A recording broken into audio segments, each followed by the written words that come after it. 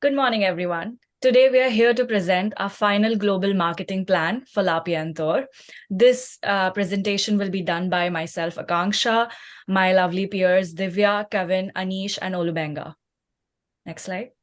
This is our table of contents. This is what we will go through. Let's start with the company summary. We redefine high-end fashion. How? By providing eco-friendly high-end clothing brand for everyone. Our target market focuses on women aged from 14 to 55 years old. We have unique hand-printed fabrics developed by our designers. We upcycle worn-out clothing and then offer 20% off on the next purchase to our repeated customers. We celebrate diverse cultures through collections, engage in charitable campaigns, giving back to the community. Next. Let's talk about our industry analysis. Our employment is approximately of 300 million people worldwide. Our product focuses mainly on clothes and then accessories. It scales from everyday choices to luxury markets, and our consumer variability will be based on Australia. Porter's five forces. We have taken threat of new entry, bargaining power of supplier, threat of substitute, bargaining power of buyer, and rivalry of existing competition. We've taken these five key forces, analyzed them, and also have provided with competitive pressure of high and low. Next. Hi, my name is Divya. So I'm going to talk about the competitive analysis. So the Peinture is a Sri Lankan brand where we produce, manufacture, design, do the printing in-house in Sri Lanka. And we cater our garments to customers who are starting from the age 14 to 55. And La Peinture is a luxury brand which is affordable for everybody. So we make sure our products are high in quality, and also the prints are very unique, and we use natural dyes. So we make sure that we take the environment into consideration as well. And those are our strengths. But one of the weakness we have is that we have a small team on board with us. So sometimes the production we do is time consuming. And due to the small team we have on board, it is quite difficult for us to sometimes produce large production. When compared to our competitors such as Spell and Gypsy Collective, and Goman. So those brands are well established as well, but they cater their products to age 18 to 35. So they are catering to a small group of people, whereas we are reaching out to a large group of people. So one of their weakness is that they do not take the environment into consideration. And even though they're well established, the production we do is quite different from theirs, which makes our brand stand out. Next slide, please. So when talking about our customers we are catering from age 14 to 55, where there is teenagers, young adults, and adults. Most of these women are busy. Sometimes they live with their parents, so they take cash from them. So make sure we produce our products in a way that it's affordable for them. So they like the garments, what they mostly prefer are like casual evening wear, and they want it to be very comfortable, and whether it's friendly for the weather they're wearing. So that's it about our customers. All right, thank you, Divya. So let's talk about the pestle analysis, namely where the market that we are trying to move into, and that is Australia. So looking at the political factors, there's a low corporate tax rate and tax incentives for new businesses, and it's a very stable and welcoming environment for entrepreneurial markets and businesses. And they have very clear and transparent regulations when it comes to setting up a new business in Australia. And there are a lot of government incentives for foreign businesses as well, including a lot of tax benefits also. Economically, the fashion industry has a huge revenue generation for the Australian GDP, but there is a rising cost of living, and its impact on consumer spending can impact some of their consumers' needs and wants as well. Interest rates and inflations can affect the marketing conditions, but there is also an abundance of workforce for the fashion industry. So we have a lot of employees that we can employ, that we have a lot of opportunities to employ good employees. And there's a potential risk of recession in most cases. However, overall, there's a really high revenue generation from the fashion industry, and it's a good economic market to get into currently. Socially, there's a lot of negatives in terms of the social factors in Australian markets. However, we just have to keep these in mind when we are looking to expand into the Australian market. There's a growing homeless population, discrimination is there, so different social classes. We have to understand those in our targeting, and so on. And then talking about the technological factors, we have a lot of opportunities when it comes to that in terms of augmented reality, AI, virtual reality. We have wearable technology coming in. We have social media and influencer marketing to expose our brand to the market a lot better. Employment opportunities are really high as well. So we have a lot of opportunities in terms of technological. Environmentally, a lot of brands are moving into sustainable fashion practices and using eco-friendly materials. So us coming in as a new brand, we need to make sure that we follow these practices in order to stay ahead of the competition as well.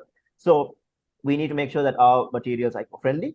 Addressing improper discarding of clothing, we need to make sure that we show that this is how we dispose of our clothing.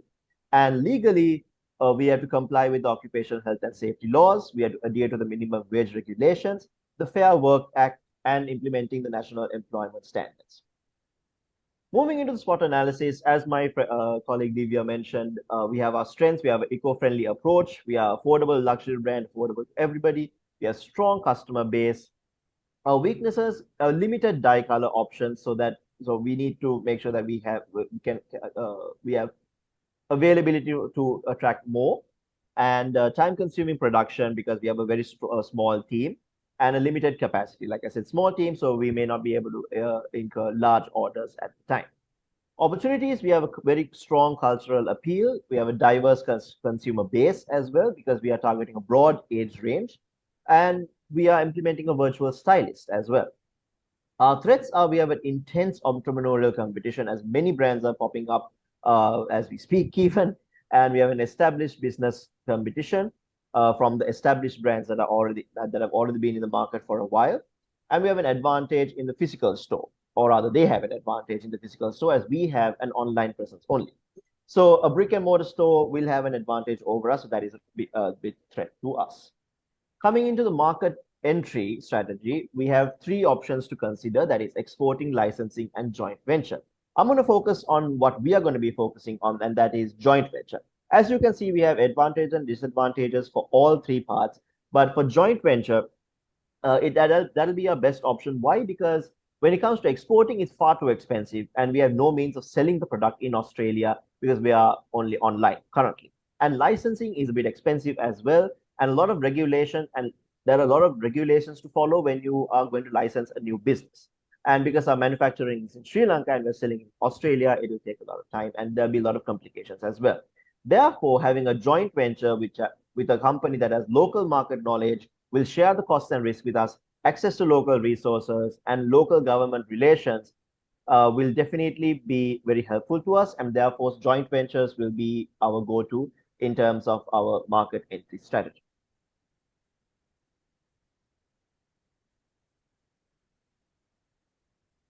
As we can see that when it comes to the product strategy, the 3 points to focus on are the adaptation, product extension, and product invention. When it comes to the product adaptation, it's about modifying the product as per the target market, followed by the product extension, which means selling the same existing product without charges being made to it, without changes being made to it.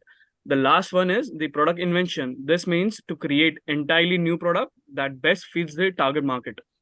On to the next one. So now when it comes to the price strategy and tactics, Australia is a complete different market since it has its own set of rules to it. Some of the factors taken into consideration while choosing the prices for products are the market analysis, the cost analysis, and competitive and promotional analysis, and also the import and export costs, etc. On to the next one.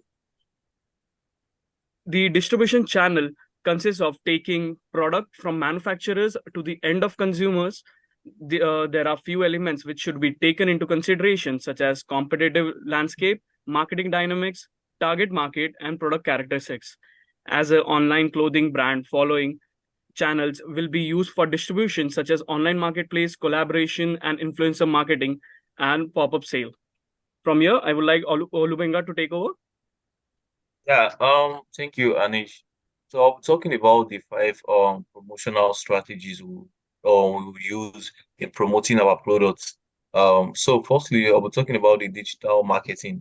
The digital marketing here is we'll be making use of various social media platforms such as Facebook, YouTube, Twitter, Instagram, and TikTok. So secondly is the content marketing.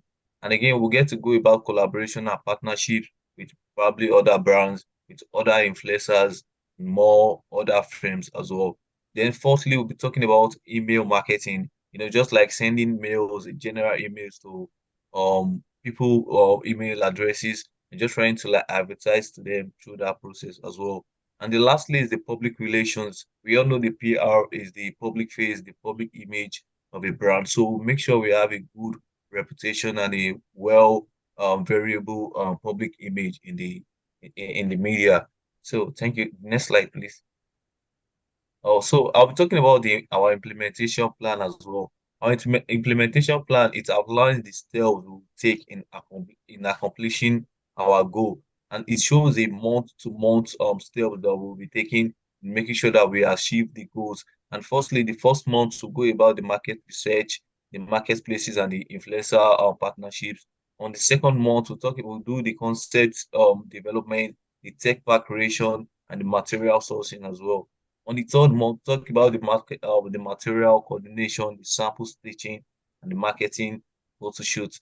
Then during the fourth month, we'll finalize the production. We launch our online listings and digital marketing campaigns, and we initiate collaborations with influencers and social media personalities. On the fifth month, we will organize a pop-up sales event. We monitor the customer feedback and we adjust strategies based on results and engagement. And on the 6 months and beyond that, we continuously optimize our online marketplace presence and get to know how well we are doing in the online space. We sustain the influencer collaborations with the influencers that are bringing in sales. We enhance the supply chain management, the various distribution channels will be taking place. We enhance that. So basically, that's just it. Thank you. Thank you, Olvenga. And so that concludes our presentation. This is our referencing slide. And